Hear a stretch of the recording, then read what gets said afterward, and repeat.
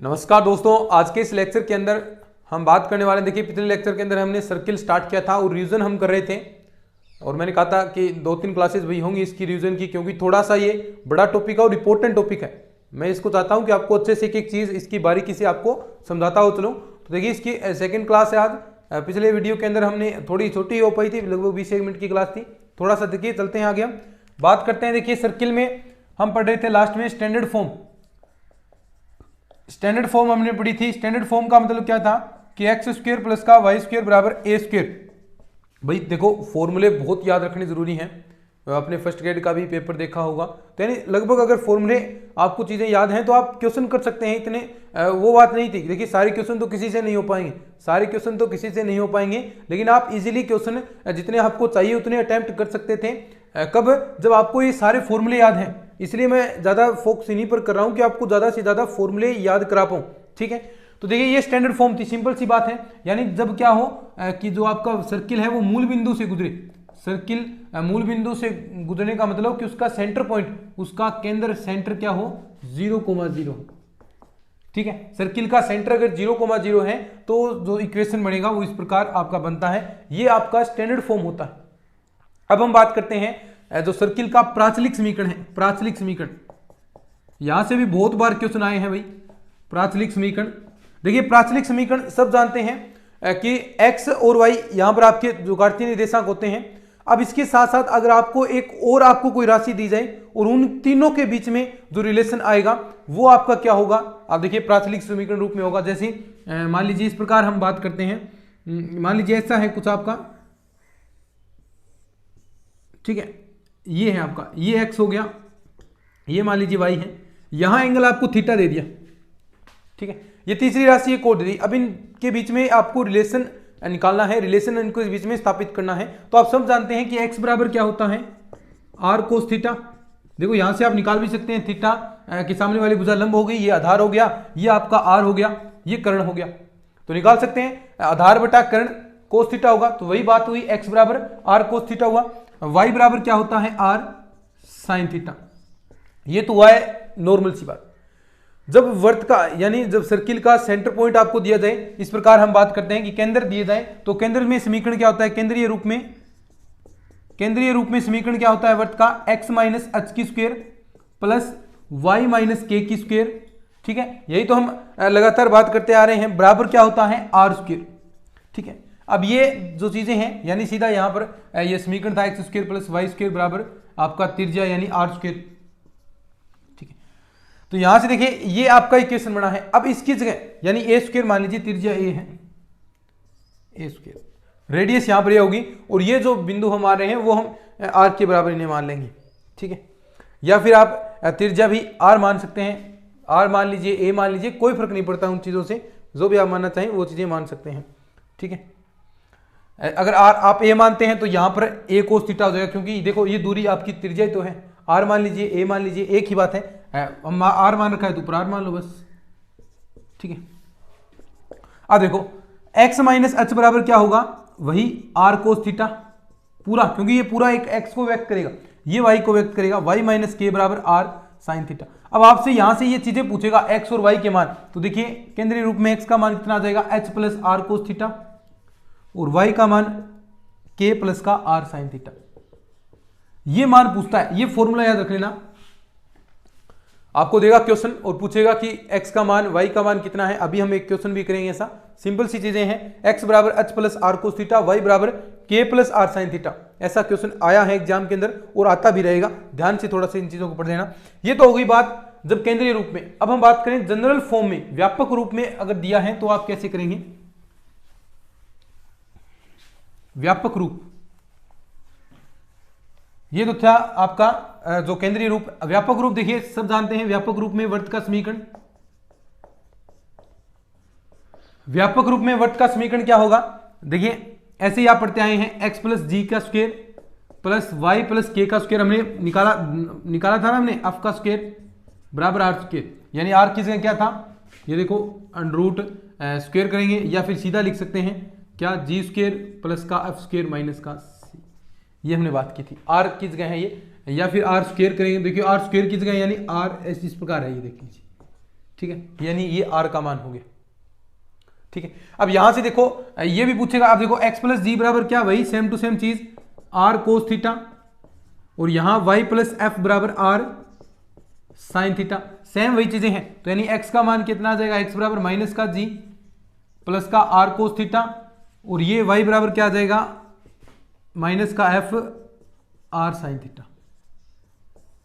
ये देखो बस ये यही चीजें, बस यही फॉर्मूला याद रखना है। अब देखिए सीधा हम क्वेश्चन पर आते हैं, इस चीज को लिख लीजिए। सीधा मैं क्वेश्चन कराता हूं आपको, और बढ़िया क्वेश्चन कराता हूं भाई।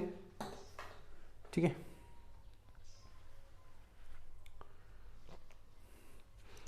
देखिए क्वेश्चन,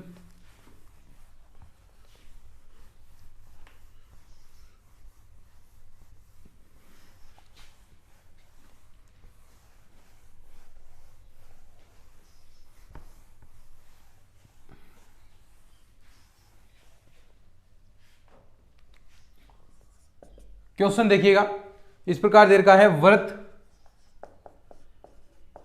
एक्स स्क्वेयर प्लस का वाई स्क्वेयर प्लस का 6x माइनस का 4y माइनस का 12 बराबर 0, 4y माइनस का 12 बराबर 0 के प्राचलिक समीकरण ज्ञात करो। के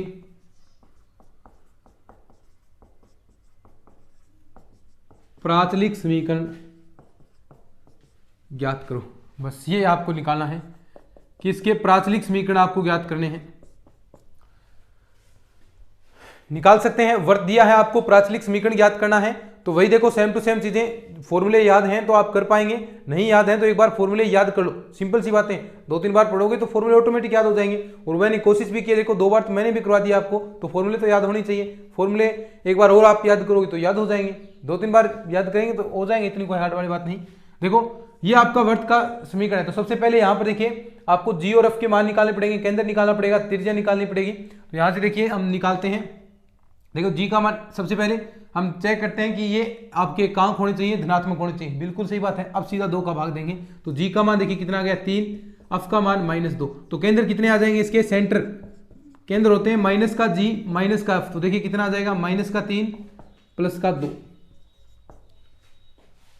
ठीक है, तो केंद्र तो आपके ये आगे, सेंटर पॉइंट आपके आगे -3, 2 आगे। त्रिज्या क्या होगी, देखो त्रिज्या यानी r का मान, r बराबर होता है √g² प्लस का f² माइनस का c।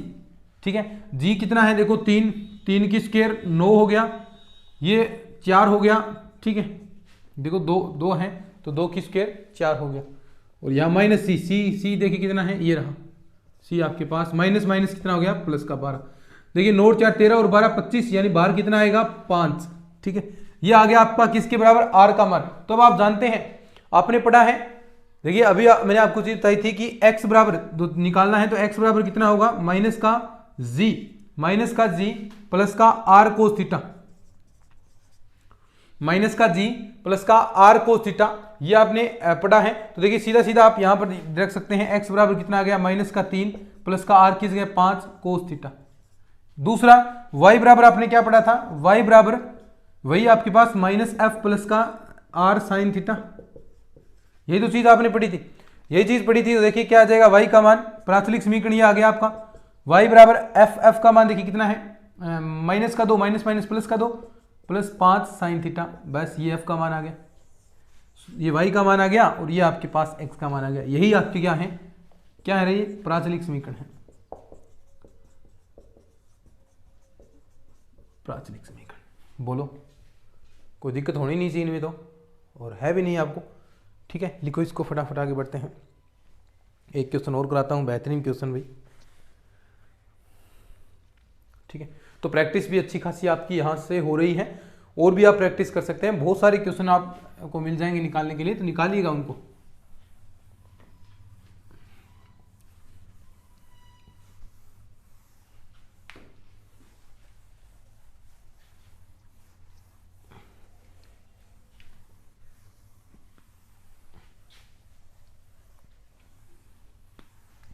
ठीक है, देखिए आगे है क्वेश्चन, इस प्रकार दे रखा है आपको, रेखा x बराबर 1, रेखा x बराबर 1, x बराबर 5, तथा x बराबर 1 तथा y बराबर 4 को स्पर्श करने वाले तथा y बराबर 4 को स्पर्श करने वाले वर्त का समीकरण ज्ञात करो। बहुत बढ़िया क्वेश्चन है भाई, बहुत बढ़िया क्वेश्चन आपके सामने है। रेखा x बराबर 1, x बराबर 5 तथा y बराबर 4 को स्पर्श करने वाले वर्त का समीकरण आपको ज्ञात करना है। देखिए जो कंडीशन दे रखी है वही चीजें आपको चलनी है। तो सबसे पहले इस प्रकार तो आप बनाएंगे, जो चीजें दे रखी है उसी के अकॉर्डिंग हम चलेंगे। रेखा x बराबर 1, x बराबर 1 यहां पर आएगी कुछ, और x बराबर 5 मान लीजिए यहां पर आया है, ठीक है कोई बात नहीं। अब कहा है कि तथा y बराबर 4, y बराबर 4 मान लीजिए लगभग यहां पर हम मानते हैं, देखिए इस प्रकार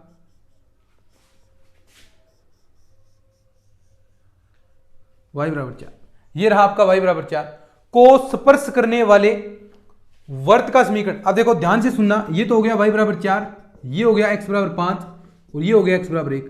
देखो y बराबर 4 इसको स्पर्श करने वाला एक तो नीचे बन सकता है, नीचे बना है देखो, एक तो यहां पर इस प्रकार आपका एक सर्किल तो ये रहा, ये बन गया, ठीक है एक सर्किल ये बन गया। एक ऊपर भी बन सकता है क्योंकि ये लाइन कोई अंत थोड़ी ना इसका, ऐसे चलती जाएगी ये ऊपर, तो इसको ऐसे भी स्पर्श कर सकता है, देखिए ऐसे इस प्रकार, यहां से इस प्रकार भी ये स्पर्श कर सकता है। तो यानी ये दो सर्किल आपके बन गए, दो सर्किल बन गए। तो सीधी सी बात है, दो सर्किल बने हैं तो दो वर्त के इक्वेशन आपको फाइंड आउट करने हैं।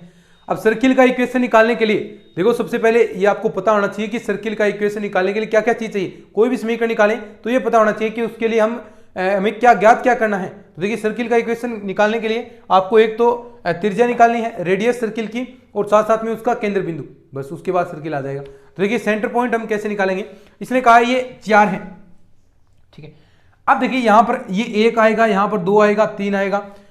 तो जो आपकी दूरी होगी, जो त्रिज्या होगी, जो सर्किल की त्रिज्या है, अगर इस प्रकार दो समांतर रेखाओं के बीच में सर्किल दे रखा है तो उसकी त्रिज्या क्या होगी। देखिए त्रिज्या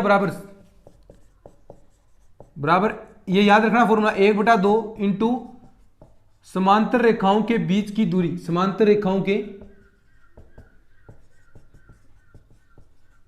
बीच की दूरी,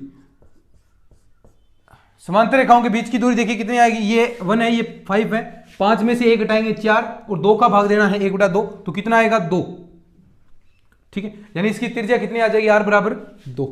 तो त्रिज्या तो आपके पास आ गई, इसकी 2 है तो ऊपर वाले की भी 2 ही होगी, कोई ज्यादा तेज नहीं।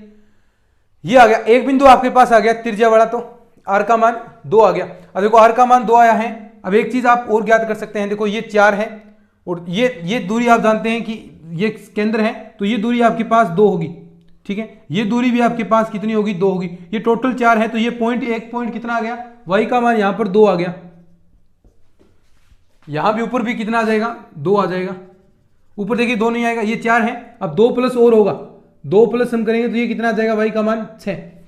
केंद्र हम निकाल रहे हैं। अब एक चीज आप देखिए, ये पॉइंट कितना आएगा बिल्कुल बीच में, देखो ये पॉइंट कितना आएगा यहां से, देखो इनका बीच वैसे भी देख सकते हैं, इनके बीच में देखिए क्या आएगा, क्योंकि केंद्र बिंदु बीच में होता है। तो देखिए 1 और 5 के बीच में कितना आएगा, 1 और 5 को जोड़ दीजिए, 2 का भाग देंगे कितना आएगा, 3, तो यानी ये 3, तो ये बिंदु 3 हो गया, ये भी आपका 3 रहेगा। तो देखो ये केंद्र आ गए, ये केंद्र आ गए और त्रिज्या आपके पास 2 आएगी। तो देखो सारी चीजें आ गई। तो कैसे वर्त का समीकरण, देखिए वर्त का समीकरण पहले हम निकालते हैं, 3,2 बिंदु दिया है और r बराबर 2 है। तो देखिए कैसे निकलेगा, x माइनस h, देखो x माइनस h माइनस का 3 आ गया इसकी square plus y minus k की स्क्वायर बराबर r स्क्वायर यानी 4। तो ये आपके पास एक समीकरण बन गया, ठीक है। दूसरा ऐसे ही दूसरा कि कौन कौन सा वर्त का समीकरण, कब, जब 3,6 और यहां पर r का मान 2 है। तो देखिए x माइनस का 3 वही same to same y minus का 6 की स्क्वायर और बराबर 4। तो ये देखो दोनों समीकरण आ गए। थोड़ा सा इसे सोल्व कर लेंगे, ओपन कर लेंगे तो आपके पास दोनों इक्वेशन आ गए। तो ऐसा देखिए कितना बेहतरीन क्वेश्चन था, ये कितना बेहतरीन स्टैंडर्ड का क्वेश्चन था। तो हमने किया है ये। अब बढ़ते हैं आगे, अपन लिख लो इसको। तो देखिए बहुत बेहतरीन बेहतरीन क्वेश्चन है भाई। ऐसे और भी बहुत सारे क्वेश्चन बनते हैं, आप प्रैक्टिस जरूर कीजिएगा इनकी, बिना प्रैक्टिस के कुछ नहीं बनेगा। यहाँ पर देखिए हम आपको हर एक वो चीज़ याद करा रहे हैं, क्योंकि फॉर्मूले बेस्ड भी बहुत सारी चीज़ें आती हैं। फॉर्मूले अगर याद हैं तो बहुत सारी चीज़ें आती हैं।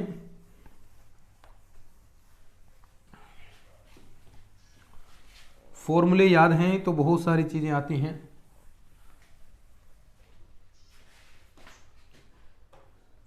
ठीक है, अब देखिए आगे बात करते हैं रेखा व वर्त का प्रतिच्छेदन। नेक्स्ट टॉपिक है रेखा व वर्त का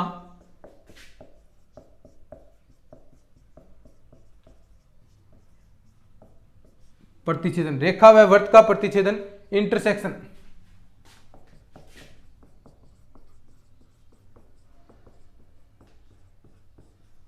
इंटरसेक्शन, ठीक है, रेखा व वर्त का प्रतिच्छेदन, इसके बारे में हम बात करेंगे अभी।